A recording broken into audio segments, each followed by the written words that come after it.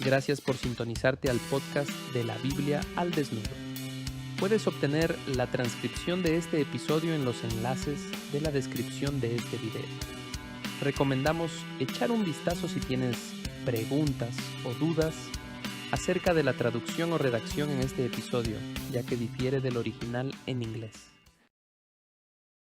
Bienvenido de nuevo al podcast de la Biblia al desnudo. Bueno, si estás escuchando y siguiendo tu copia impresa de la Biblia o algo en una computadora de mano, comenzaremos en el versículo 12 de Hechos capítulo 1 y finalmente leeré hasta el final del capítulo, que es el versículo 26. Pero nos detendremos en el camino para hacer algunos comentarios sobre algunas cosas. Entonces, comenzando en el versículo 12 leemos, y dice: Entonces regresaron a Jerusalén desde el monte llamado de los Olivos, que está cerca de Jerusalén, camino de un día de reposo. Cuando hubieron entrado en la ciudad, subieron al aposento alto donde estaban hospedados Pedro, Juan, Jacobo y Andrés, Felipe y Tomás, Bartolomé y Mateo, Jacobo hijo de Alfeo, Simón el celote y Judas, hijo de Jacobo. Todos estos estaban unánimes, entregados de continuo a la oración junto con las mujeres y con María la madre de Jesús y con los hermanos de él. Por aquel tiempo Pedro se puso de pie en medio de los hermanos. Un grupo como de 120 personas estaba reunido allí, y dijo: Hermanos, tenía que cumplirse la escritura en que por boca de David el Espíritu Santo predijo acerca de Judas, el que se hizo guía de los que prendieron a Jesús, porque era contado entre nosotros y recibió parte en este ministerio. Ahora, solo a modo de una divagación rápida, aunque el término no se menciona aquí, a veces la gente está interesada en cosas como, bueno, ¿qué significa Iscariote? Porque en otros lugares se le llama Judas Iscariote. Así que pensé en hacer de nuevo una divagación rápida. En realidad son 5, bueno, supongo que se podrían llamar 6 visiones de lo que significa Iscariote. Algunos eruditos dicen que proviene del hebreo Ish Kriyot, que significa de la ciudad, o de Queriot, que es un topónimo. Entonces habría sido una forma de identificar a Judas, de dónde venía en términos de su ciudad natal. Otra posibilidad, ya que proviene del latín sicarius, que significa ladrón o asesino. Quizás Judas había estado involucrado con los fanáticos o algún otro grupo en particular como ese, por lo que algunas personas van en esa dirección. Otra posibilidad, la número 3, sería que provenga de Ishkiria, que es hebreo o arameo en la misma raíz shekar, que significa mentir o ser falso, lo cual encajaría, si ya sabes, en hebreo. La frase sería Ish Shakarim, hombre de mentiras, así que eso suena un poco a Iscariote, y algunas personas van en esa dirección. Una cuarta posibilidad, esta es bastante interesante, es que Iscariote se deriva de la palabra aramea para el color rojo, que se deriva de una raíz sacar. Así podría ser, Judas Iscariote podría referirse a Judas el pelirrojo, refiriéndose a su apariencia o algún tipo de tez rubicunda. Eso es algo interesante, porque en realidad David se describe de la misma manera en el Antiguo Testamento, pero con una palabra diferente. Y entonces crea este tipo de contraste de muchas maneras entre David y Judas, y todo eso, por supuesto, siendo Jesús el hijo de David. Entonces algunas personas piensan que se refiere nuevamente a su apariencia. También es posible que rojo, si eso es lo que significa el término, se refiera a alguien que trabaja con tinte rojo. Tal vez sus manos estaban rojas o su tez, por lo que podría ser una referencia a su trabajo antes de unirse a los 12. A lo que voy es incierto, pero es una posibilidad. Una quinta opción, y esta es una que verás en muchos comentarios que prefieren debido al contexto de Judas, que la palabra podría provenir nuevamente de raíces arameas o sacar, escrito de manera diferente a la anterior, o sagar, que significa entregar, y entonces Judas Iscariote significa el Judas que lo entregó Judas que entregó a Jesús. Y entonces, nuevamente, debido al contexto en el que Judas traicionó a Jesús, esa es la opción que lees en los comentarios. La última opción sería que aquí tuviéramos una referencia a un término hebreo que debería pronunciarse ascará, que significa asfixiarse, y entonces eso sería una referencia a la forma en que murió Judas. Entonces, nuevamente, sería otra forma de identificar a este Judas de otro Judas. Y si están prestando atención mientras leemos el texto allí, Hechos capítulo 1 se menciona a otro Judas. Y, por supuesto, en otros lugares de los evangelios tienes otros Judas. Y esa podría ser la forma en que él era distinto, distinguido del otro. Así que todo es especulativo. Hay algunas. Todas las opciones son posibles. Algunas son mejores que otras, pero la gente encuentra ese tipo de cosas interesantes. Así que pensé en incluirlas. Volviendo al texto, Pedro se levanta y dice, oigan, lo que acabamos de pasar es una respuesta, en realidad es el cumplimiento de algo a lo que el Espíritu Santo había aludido de antemano. Y continuando con el versículo 17, Pedro dice que Judas había sido guía para los que arrestaron a Jesús, versículo 17, y dice, porque era contado entre nosotros y recibió parte en este ministerio. Este pues, con el precio de su infamia, adquirió un terreno, y cayendo de cabeza, se reventó por el medio, y todas sus entrañas se derramaron. Nuevamente, puedes leer en los comentarios cómo esa descripción puede o no conciliarse con la descripción de que él salió y se ahorcó. No voy a desviarme demasiado de eso porque es algo que puedes buscar. Y esto llegó al conocimiento de todos los que habitaban en Jerusalén, de manera que aquel terreno se llamó en su propia lengua Acéldama, es decir, campo de sangre.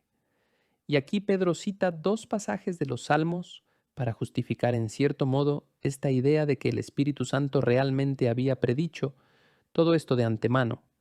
Y él cita el primer pasaje aquí que dice, pues en el libro de los Salmos está escrito, que sea hecha desierta su morada, y no haya quien habite en ella. Y este es el segundo pasaje de los Salmos, que otro tome su cargo. Así que vamos a llegar a un poco de lo que Pedro podría estar aludiendo allí o pensando, en lo que podría estar pensando. Pero quiero seguir con el versículo 21 donde Pedro continúa su discusión y dice, por tanto es necesario que de los hombres que nos han acompañado todo el tiempo, que el Señor Jesús vivió entre nosotros comenzando desde el bautismo de Juan hasta el día en que de entre nosotros fue recibido arriba, uno sea constituido testigo con nosotros de su resurrección. Así que quiero detenerme ahí al final del versículo 22.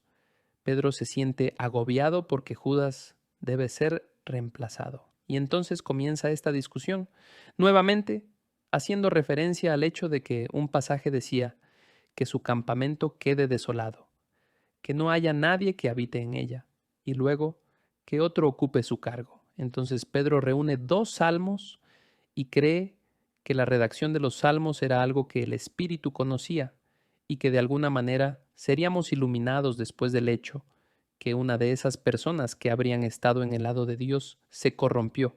Así que dejemos que su morada quede desolada, que sea maldito, que nadie habite en ella. Pero luego se vuelve y dice, bueno, tenemos que llenar ese cargo.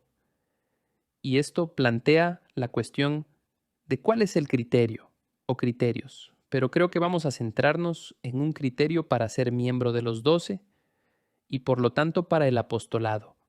Esto es algo que es un poco controvertido hoy en día porque la gente anda diciendo o llamándose apóstoles. ¿Hay alguna validez en eso? Apóstol en realidad tiene tres significados en el contexto del Nuevo Testamento. Primero, podría referirse a un miembro de los 12, los discípulos originales, una especie de círculo interno, aunque dentro de los discípulos había un círculo interno, Pedro, Jacobo y Juan. Pero se entiende la idea de que apóstol podría referirse a alguien que era miembro de esos 12.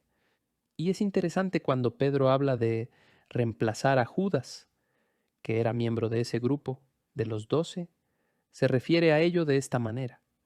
Dice que necesitamos reemplazar a este tipo, y este es el criterio. Deben haber estado con nosotros.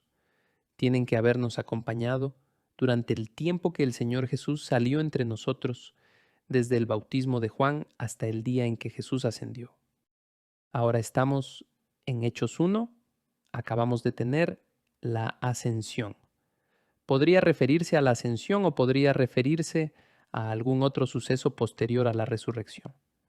Nuevamente la gente no está de acuerdo con eso, pero para ser miembro de los 12, para ser un candidato de reemplazo, tenías que haber estado allí con Jesús mientras estuvo en la tierra desde el momento del bautismo de Juan hasta el final. Entonces no hay mucha gente que pueda decir eso.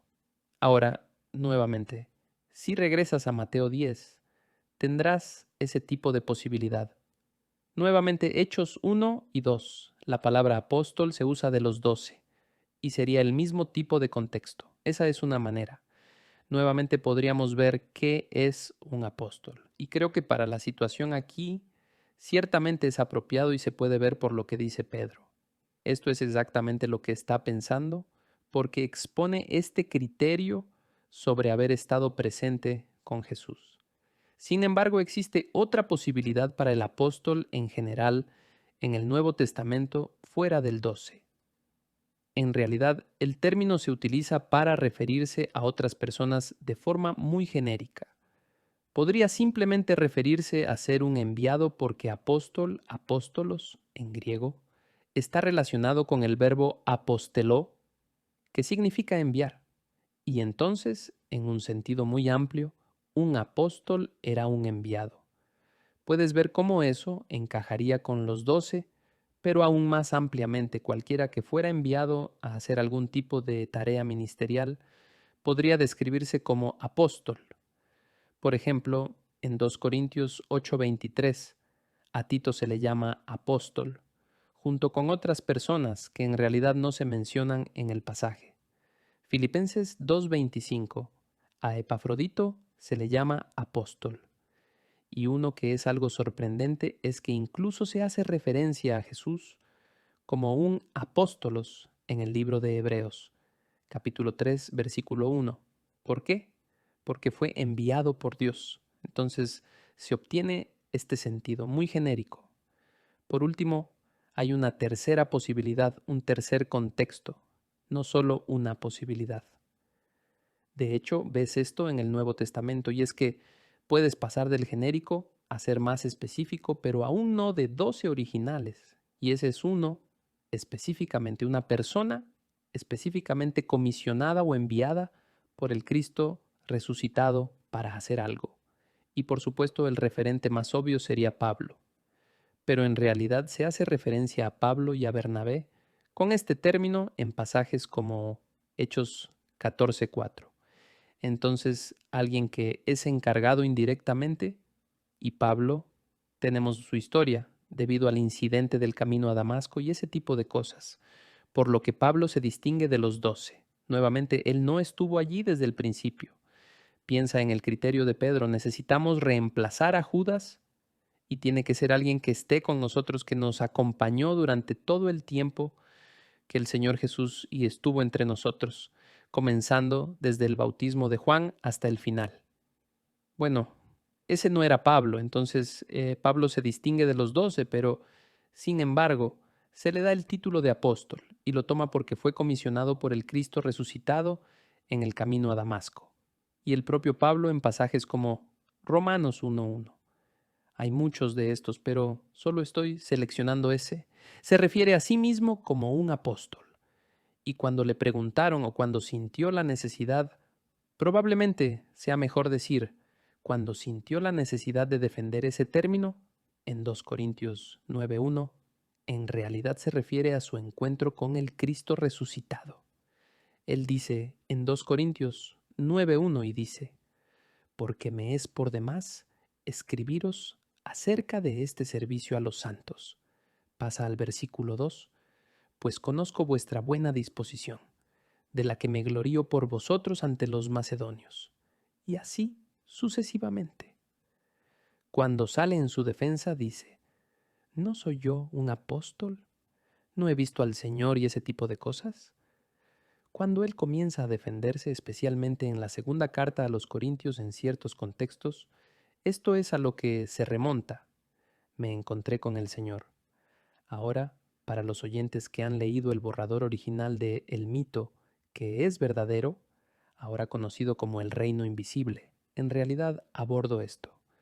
Este es el concepto, esta idea del encuentro divino como prueba de un oficio profético o en este caso de un oficio apostólico. Un encuentro divino es un hilo conductor que recorre ambos testamentos. Si fueras, definamos profeta de manera muy amplia. Alguien que habla por Dios en algún tipo de capacidad reconocida, miras a esa persona y sabes que esa persona cuando habla de lo que Dios dice, que es alguien a quien debemos escuchar. Bueno, hay todo tipo de referencias a personas así que normalmente no consideramos profetas, como los profetas escritores como Isaías, Jeremías o Ezequiel, pero que en realidad tuvieron un encuentro divino. Veamos algunos ejemplos. Ahora bien, los que conocemos son los profetas clásicos. Isaías 6, ya sabes, donde Isaías recibe su comisión. Él está allí en el salón del trono divino. ¡Ay de mí! Estoy deshecho y Dios dice que quiere que hagas esto o aquello. Los serafines están ahí. Estamos familiarizados con ese pasaje. Es una comisión divina directa. Jeremías capítulo 1, lo mismo. La palabra del Señor llega a Jeremías y tienes toda la conversación. Antes de que fueras formado en el vientre, te conocí y te encargué de ser profeta. Y así sucesivamente. Y Jeremías en realidad se refiere a eso más adelante en Jeremías 23, cuando habla de lo que realmente es la prueba de fuego para un profeta. Jeremías 23, 16 al 22 dice que estos falsos profetas que andan por ahí, si hubieran estado en el consejo del Señor, nuevamente recordando un encuentro divino directo, entonces serían personas a quienes escuchar. Pero todo esto se remonta a Adán. Por ejemplo, en Génesis 3:8 tenemos a Adán en el jardín y Dios está caminando en el jardín en el fresco del día, entre comillas. Nuevamente, hay otras formas de traducir eso, pero la idea es que Dios está directamente ahí con Adán. Hay un encuentro directo con la presencia divina. Lo realmente interesante del ejemplo de Génesis 3 es que esa descripción de Dios caminando, esa palabra caminando, está la palabra hebrea mah, yal, ahak, que significa caminar, pero en realidad se usa más adelante para describir la presencia divina en el tabernáculo e incluso en el templo. El templo estaba estacionario. Del tabernáculo se puede entender usar ese término porque se estaba moviendo, por lo que la presencia divina se está moviendo alrededor del templo y es estacionaria. Pero ese lema, incluso en la misma forma verbal, la misma raíz hebrea, en realidad se usa. Y lo que hace el escritor en situaciones como esa es que parece extraño describir la presencia de Dios como moviéndose en uno para todos los efectos donde Él está estacionario pero está diseñado para atraer al lector. Los escritores bíblicos asumen que los lectores conocían el texto hebreo tan bien que recordaban donde se usaba ese término y descripción en otros lugares, y te lleva de regreso al jardín. Es una manera fascinante de hacer eso, de crear esos vínculos mentales de ida y vuelta. Otro ejemplo sería Enoc. Todos estamos familiarizados con Génesis 5, donde Enoc caminó con Dios, nuevamente, un encuentro directo con la presencia divina, pero era una especie de portavoz. Con Adán solo están él y Eva, por lo que no hay mucha gente a quien predicar, pero ¿qué pasa con Enoc? ¿Era portavoz? Bueno, ciertamente está en el libro de Enoc, con el que muchos de los oyentes estarán familiarizados. Es a Enoc a quien se le dice que vaya a los vigilantes, quien es enviado y pronuncia su juicio, y básicamente les dice, bueno, su apelación a Dios fue negada. Estarán atrapados aquí hasta el momento del fin y todo eso. Y antes de que digas, bueno, espera un minuto, ese es Primera de Enoc, capítulos 13 al 16. No estamos en Primera de Enoc aquí. Entonces, será mejor que leas Judas 14 y 15 y te lo leeré aquí. Entonces Judas 14 y 15 dice, de estos también, nuevamente en el contexto puedes ver de qué está hablando Judas. Y parte de eso fue que los ángeles que pecaron, y continúa, profetizó Enoc, en la séptima generación desde Adán. Entonces él es un profeta, diciendo, he aquí, el Señor vino con muchos millares de sus santos para ejecutar juicio sobre todos, y para condenar a todos los impíos de todas sus obras de impiedad que han hecho impíamente, y de todas las cosas ofensivas que pecadores impíos dijeron contra él. Entonces resulta que Enoc sí termina predicando algo en el Nuevo Testamento, tal como lo hizo en el libro de Enoc, solo que en un contexto diferente, un tema diferente, pero ambos pensaban en él de la misma manera. Noé en Génesis 6:9, Noé caminó con Dios. Fue el portavoz de Dios para advertir a la gente de su época sobre el juicio venidero. 1 Pedro 3:20 nos lo dice claramente. Eso es lo que hizo Noé. Abraham nuevamente. Todos los patriarcas, encuentros divinos directos. Moisés. Tuvimos uno de estos encuentros divinos con Moisés. Su sucesor Josué acompañó a Moisés en un par de ocasiones y vio y escuchó a Dios. Éxodo 24:13 es la descripción donde Moisés y los ancianos de Israel comparten una comida con Dios en el Sinaí. Dice, entonces Moisés se levantó con su asistente Josué y Moisés subió al monte de Dios. Deuteronomio 31, 14 a 23. Dios le ordena específicamente a Moisés que lleve a Josué a la tienda de reunión donde Dios le encarga a Josué que reemplace a Moisés. Nuevamente, esto fue solo en términos literarios, esto se llama motivo en términos teológicos. Esto era una especie de requisito previo. Había que tener un encuentro con la presencia de Dios para hablar por él. Esa era una especie de prueba. Recorres toda la historia de Israel y luego tenemos a los profetas clásicos. Hablamos de Isaías, Jeremías, Ezequiel. La visión de Ezequiel en el capítulo 1, lo mismo. Cuando entres en el Nuevo Testamento, piénsalo. Jesús en su bautismo tiene un encuentro divino directo. La voz del cielo. Este es mi Hijo amado en quien tengo complacencia. Todos los discípulos van a tener un encuentro divino. Bueno, lo tuvieron con el mismo Jesús, pero post-resurrección, post-ascensión. Todos tendrán un encuentro divino directo con el Espíritu en Hechos 2. Hablaremos de eso la próxima vez. En Hechos 9, Pablo es derribado de su caballo. Este es un patrón repetitivo.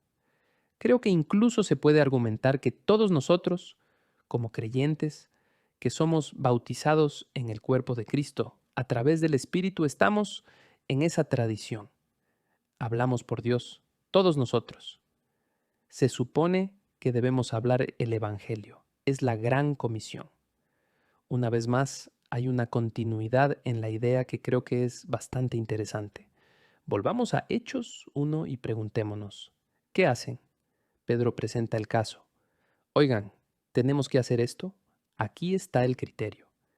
Y así en el versículo 23 dice, presentaron a dos candidatos, a José, llamado Barsabás, al que también llamaban Justo, y a Matías. Echaron suertes y la suerte cayó sobre Matías. Ahora, a lo único que quiero llamar nuestra atención aquí es el texto. Piensen en lo que acaban de escuchar allí, en lo que acabamos de leer. Los discípulos allí, si puedo ser un poco tonto y decir los humanos allí, presentaron dos candidatos. ¿Pero quién elige? Bueno, Dios hace la elección por medio de la suerte que se echó. Ahora bien, creo que este es otro ejemplo de lo que he llamado en el libro el mito verdadero mundo invisible. de lo que yo llamaría soberanía participativa. Toda esta idea es que, ya sabes, pasé una buena cantidad de tiempo hablando de cómo los seres con libre albedrío, humanos y otros, participan genuinamente en lo que sucede. Y eso no socava la soberanía, pero hay que pensar en la soberanía de otra manera. Existe esta opinión común de que todo está predeterminado. Cuando la gente ve la palabra soberanía, su mente automáticamente la equipara con el acto de Dios que predestina cada evento que sucede. Y vemos muchos ejemplos en los que ese no es el caso. Y en el libro hablo de cómo la presciencia no necesita predestinación, y uso el incidente en Keila en primera de Samuel 23, que para mí es solo un ejemplo clásico en el que Dios conoce de antemano dos cosas que nunca suceden. Entonces eso te dice inmediatamente que la presciencia no necesita predestinación. Algunas cosas pueden estar predestinadas, otras no. Dios las conoce a todas de antemano, pero su conocimiento previo no requiere que suceda todo. Bueno, tienes eso. Tenemos el caso en Daniel donde un decreto transmitido por Dios se llama el decreto de los vigilantes, nuevamente, seres divinos que trabajan para Dios, parte de la hueste celestial. También se le llama decreto del Altísimo, se llama ambos. Obtienes Primera de Reyes 22, donde Dios dice que es hora de que Acab muera. ¿Cómo queremos hacerlo? Y un espíritu dijo esto, un espíritu dijo otra cosa. En Primera de Reyes 22, 19, 23 está la referencia. Y Dios decide que algo va a suceder, pero deja que los seres con libre albedrío dejen que eso se desarrolle. Uno de ellos da un paso adelante y dice que tengo una idea. Iré allí y seré un espíritu de mentira en la boca de sus profetas. Y Dios dice que sí, eso funcionará. Tienes algo parecido aquí. Tienes gente haciendo cosas, tomando decisiones, pero luego Dios toma la decisión en soberanía, pero aún tienes participación. Esta idea no es exclusiva de los 3 o 4 ejemplos que acabo de dar. Verás esto en otros lugares de la Biblia si simplemente tienes tus sentidos sintonizados para saber lo que estás mirando. Así que volvamos al versículo 26. Echaron suertes para el reemplazo. La suerte cae sobre Matías y dice, y fue contado con los 11 apóstoles. Y ahora tenemos el número 12. Lo último que quería dejar aquí es por qué sienten la necesidad de restaurar el número a 12. Ahora, hemos hablado de que Pedro tiene este sentido de que el Espíritu de alguna manera telegrafió lo que iba a suceder. Si recuerdas, cita dos pasajes. En el versículo 20 dice, pues en el libro de los Salmos está escrito, y en realidad es Salmo 69, versículo 25, que sea hecha desierta su morada y no haya quien habite en ella. Y luego cita el Salmo 109, versículo 8, que otro tome su cargo. Ahora parecía claro que Pedro creía que Dios conocía de antemano la primera circunstancia, lo que iba a suceder negativamente, y por eso el segundo pasaje también presagiaba una solución a la ausencia que crearía la traición. Nuevamente, Pedro tiene la sensación de que necesitamos tener 12. Quiero hablar un poco sobre eso porque 12 es un número importante en otras partes del Antiguo y el Nuevo Testamento. Quiero hablar un poco sobre lo que podría ser, y lo digo deliberadamente, lo que podría ser una posibilidad de fondo. Nuevamente no estoy comprometido con esta idea, pero quiero profundizar un poco para que puedan tener una idea de lo que hay en la mente del lector del primer siglo que leerá el Evangelio, nuevamente en un contexto judío temprano para esto. En realidad hay un precedente para los concilios judíos, de personas en este caso, no estamos hablando del periodo del concilio divino, aunque habrá una pequeña relación con él a medida que avancemos. Hay un precedente de concilios judíos, ya sean reales o imaginados nuevamente, algo que tiene que ver con el fin de los tiempos de 12 en literatura fuera de la Biblia, literatura extrabíblica. Algunos ejemplos, hay un consejo de la comunidad En uno de los rollos del Mar Muerto, uno y Quies, tiene 12 miembros. Hay un tribunal de los 12 en otro rollo del Mar Muerto, ordenanzas del 4Q. Hay 12 sacerdotes en lo que se llama el pergamino de la guerra, otro pergamino más del Mar Muerto. Una vez más, se trata de una especie de órgano deliberante para el pueblo, para la comunidad. Hay algo llamado el Consejo del Rey en el rollo del templo, que es el primero de Q11, y hay uno realmente interesante en el que quiero dedicar un poco de tiempo, un texto Pesher de Qumran, los rollos del Mar Muerto. Un Pesher es una interpretación, eso es lo que significa el término. Pishra, en arameo, por ejemplo, significa interpretación, por lo que un texto Pesher es un texto que el escritor judío escribiría para interpretar algún pasaje de las Escrituras, algo así como un comentario. Entonces ve a Isaías 54, 11 a 12, te daré un momento para llegar allí, pero quiero leer estos dos versos porque hay un texto interesante nuevamente, un Pesher que juega con estos dos versículos. Ahora voy a retroceder al versículo 9. Cuando llegue al 11 les haré saber. Isaías 54, 9. Dios está cantando al Israel estéril en el exilio a través del profeta y dice, porque esto es para mí como en los días de Noé, cuando juré que las aguas de Noé nunca más inundarían la tierra. Así he jurado que no me enojaré contra ti, ni te reprenderé. 10. Porque los montes serán quitados y las colinas temblarán, pero mi misericordia no se apartará de ti, y el pacto de mi paz no será quebrantado, dice el Señor, que tiene compasión de ti. Entonces Dios está diciendo, oye, esto es horrible, esto es como el diluvio, pero así como me contuve y juré que nunca aniquilaría a todos, esto nunca volverá a suceder, lo estoy recordando y no los dejaré estériles, no los voy a dejar en el exilio. Y ahora llegamos al verso 11. Dios dice, oh afligida, azotada por la tempestad, sin consuelo, nuevamente hablando con Israel. He aquí, yo asentaré tus piedras en antimonio y tus cimientos en zafiros. Haré tus almenas de rubíes, tus puertas de cristal y todo tu muro de piedras preciosas. Ahora si te preguntara a qué te recuerda eso, tu mente, nuevamente, si has leído la Biblia una o dos veces, probablemente esto esté resonando en tu mente. Y llegaré allí en un momento. Es un pasaje del Nuevo Testamento, específicamente del libro de Apocalipsis. Pero incluso antes del Nuevo Testamento hubo pensadores judíos que leyeron ese pasaje y tuvieron una interpretación. Y es algo interesante.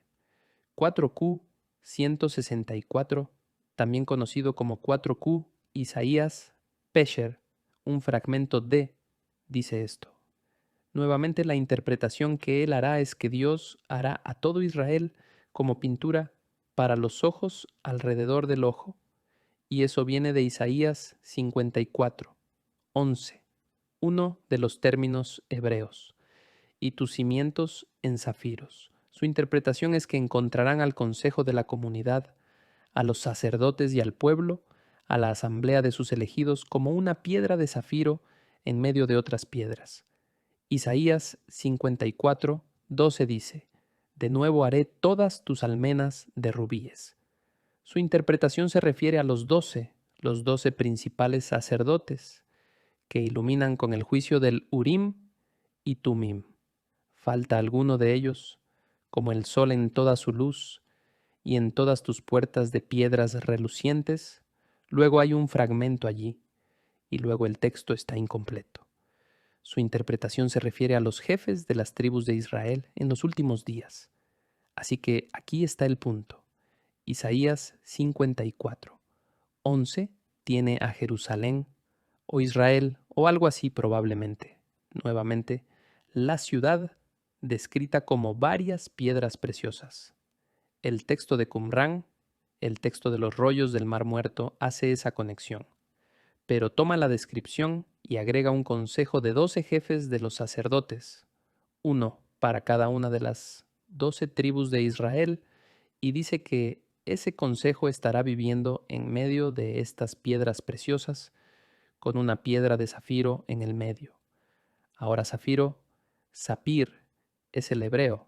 Es interesante porque es la descripción de la morada divina en el Antiguo Testamento. Y acabamos de leer hace unos minutos Éxodo 24, donde Moisés y Josué y los ancianos de Israel suben y comen con el Dios de Israel.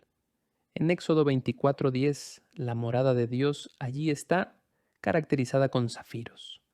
Dice que Moisés, Aarón, Nadab y Abiú y los 70 ancianos, todos estos chicos subieron y vieron al Dios de Israel.